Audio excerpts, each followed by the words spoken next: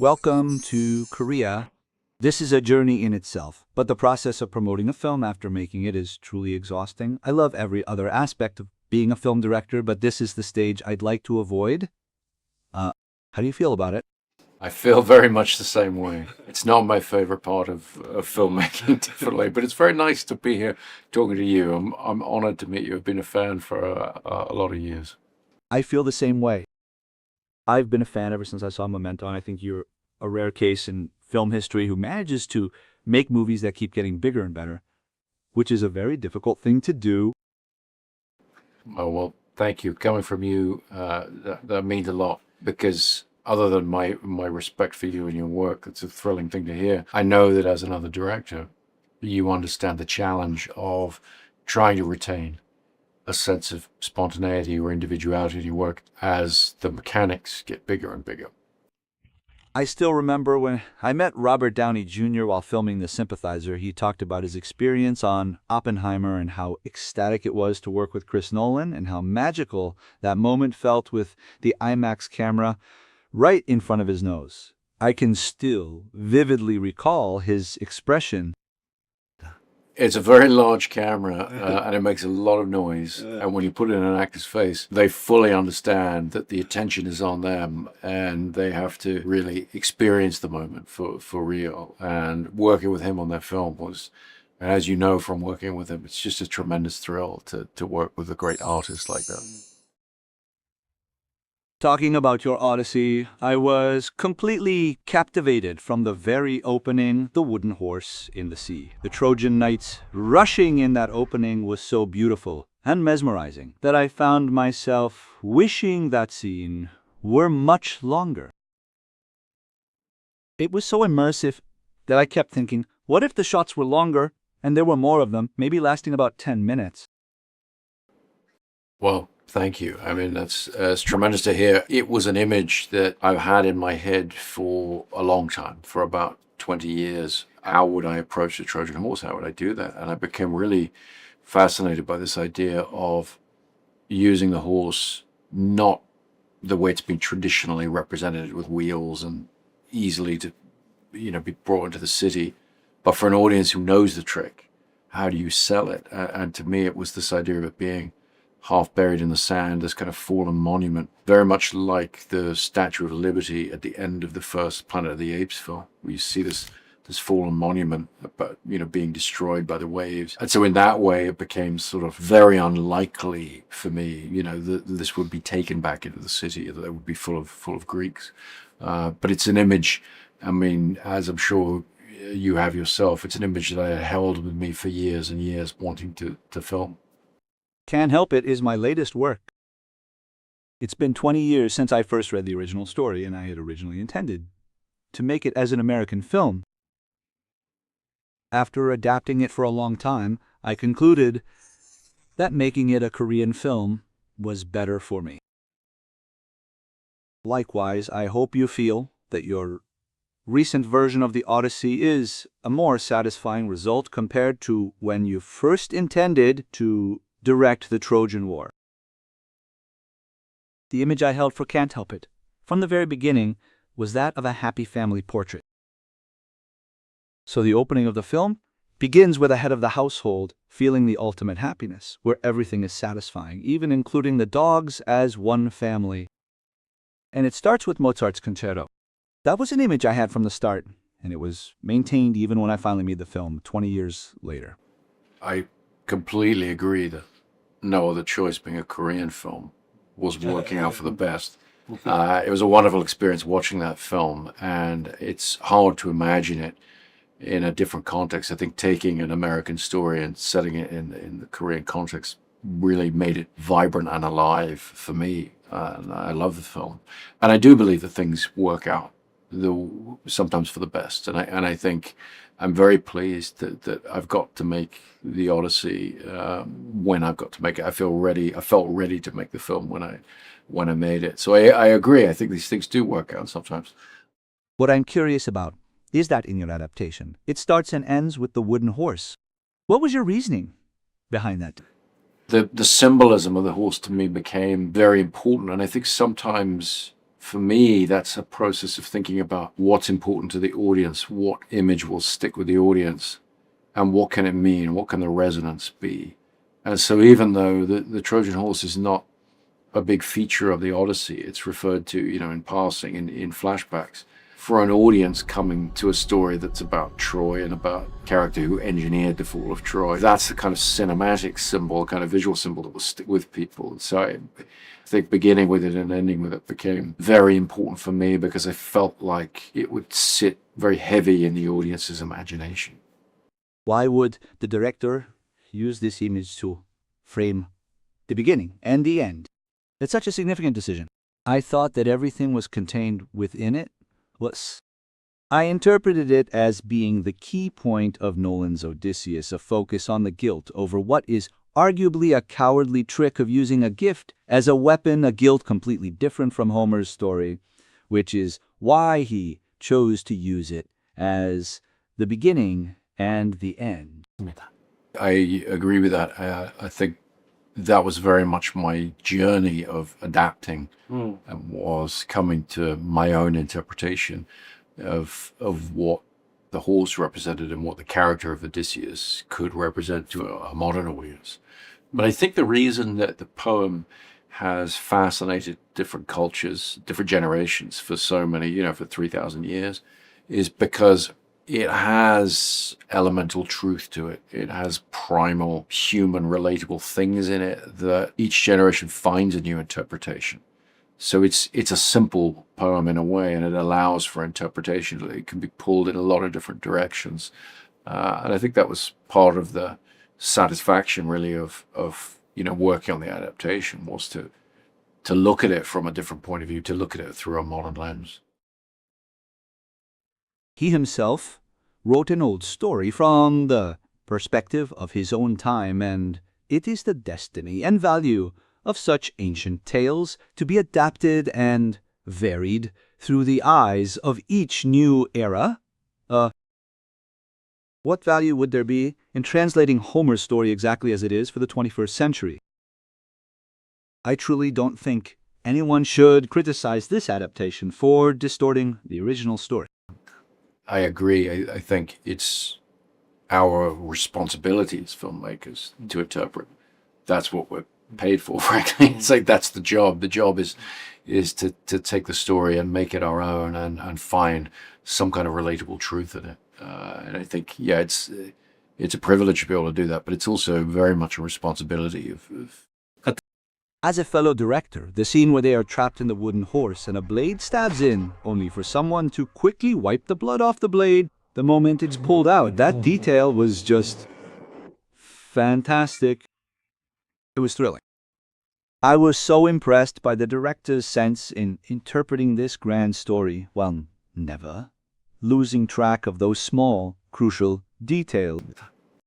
Thank you very much. Yeah, I mean, I for me, the fun of that is to get together with a group of actors, get into the horse with a camera and really feel what that would have been like and imagine, how they would have helped each other, how they would have suffered.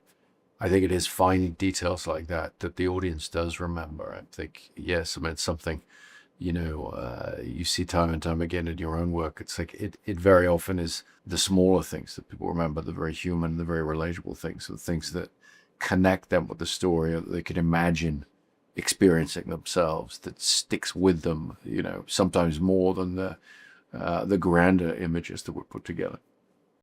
Another moment that really thrilled me was when Odysseus plucks the bowstring to make a sound as a warning before firing. I believe that wasn't in the original text, and I found it to be a very clever and effective way to define the character. Especially how that sound was incorporated into the musical score. It is perhaps one of the finest examples of integrating a sound effect into the musical score that I have ever seen. I enjoyed it. Oh, well, thank you. Yeah, I've loved that for films, in films for many years, that, integration of score and sound effect. I was very inspired by the films of Sergio Leone and the way that, for example, in Once Upon a Time in the West, with the harmonica, difference between diegetic and non-diegetic music, the sound effects of music coming together in that moment is very important. It's thrilling to hear that it worked for you. Ludwig Göransson, the composer, and myself, we worked on it a long time trying to figure out a way that he could use the lyre, the stringed instrument, to construct a tune that would end with the bow note, the note of the pluck of the bow, and feel sort of conclusion. But I'm not surprised to hear how interested you are in sound. I mean, I just when I was watching Decision to Leave, eating the sound of when they're eating the sushi together in that police station, it's so tactile. It's almost like ASMR. It brings you into such proximity with the characters. Also in The Handmaiden as well, some extraordinary sound work to realize how interested you are in sound. But I'm very, very excited to hear that moment worked for you with the bow pluck. It was very important to me.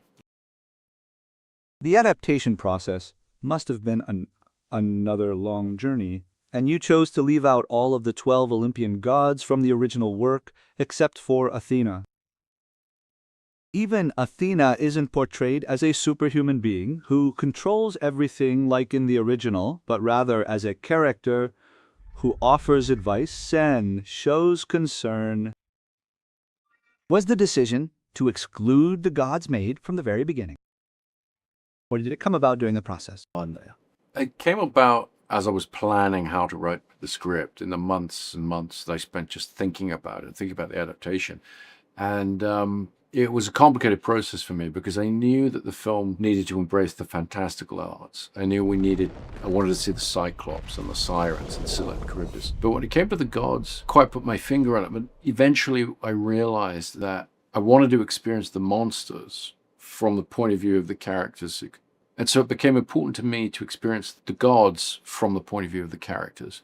And so I didn't want to have any of the interactions between gods that don't involve the characters. And I started to think about how the gods would appear to people of that time in reality in the Bronze Age. And I realized that in a pre-scientific era, the evidence of gods was everywhere. And so the sun rising in the morning, speaking to the thunder and lightning are gods, speaking to them, the wind, the waves, all this. So I knew that I wanted to use my camera to really convey nature and the way in which nature and the natural world is speaking to the characters.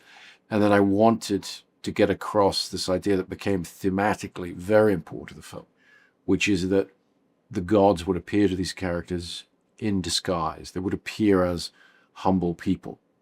And that's a reason for Zeus's law. That's why Zeus's law exists, which says that I have to treat you as I would want to be treated because you might be a god in disguise. That became so important to the film. And so the way in which I wanted to portray the gods was very much in keeping with this idea of ground level view of the story, looking at the story from the characters, not from above them. That seems like a profound idea. It is very moving. While watching the film, I couldn't help but keep thinking about that aspect. The world governed by gods where gods manipulate and control humans, and where all human destiny is determined by the prophecies of those gods. That era is coming to an end, and an era where humans take initiative and responsibility. When it's said that gods control everything, humans don't really have to feel much responsibility, do they? In this film, Odysseus, that era is ending, and humans are facing their own responsibilities, which is the same thing as a sense of guilt. I saw the film as a depiction of people realizing that and opening up a new era of civilization. I paid close attention to that particular scene. At the end, the goddess Athena is sitting next to Odysseus, but when he turns around for a moment, she's gone. There's a brief shot suggesting the door is open and that she must have left through it. It's a shot that wouldn't have been necessary for the drama's progression, so perhaps it was included to hint that the gods have finished their roles and left, signaling the start of a new era. It's very interestingly put. I don't think I was thinking that consciously about it, But as you describe your ideas and your impressions of the film, what speaks to me about that very strongly is, yes, the idea of characters without responsibility, I think to a modern audience is inherently uninteresting. I think that we expect our characters to carry the consequences of their actions, and that's what makes us invest in them, and that does, to some extent, distinguish our modern era from the ancients. It was very important to me with the character of Athena to ultimately realize it's a representation of his consciousness. It's a projection of his own guilt. And in a way, I think Odysseus would be more comfortable believing that the gods were responsible. But I think, yes, as you suggest, I think the film confronts him and forces the character to confront his own agency, which I think is more relatable for a modern audience, definitely. Another element in that world that I really admired was the way Athena was portrayed. She is a kind of shamanic figure who works in the temple when Troy falls. It means they utilize that appearance. So, in that flashback scene, replacing the horrific act of beheading a woman with the beheading of the Athena statue was a brilliant way to depict violence without showing it explicitly, and it was also effective that she appears to Odysseus with that face. I thought using that image to manifest Odysseus's guilt was a brilliant adaptation.